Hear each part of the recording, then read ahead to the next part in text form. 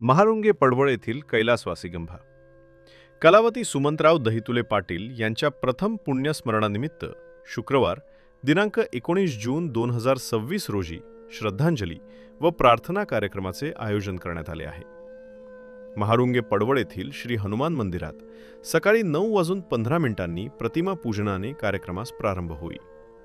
त्यानंतर सकाळी 9:30 हरिभक्तपरायण ज्ञानेश्वर माऊली महाराज येवले गंगापूर यांचे प्रवचन होणार आहे.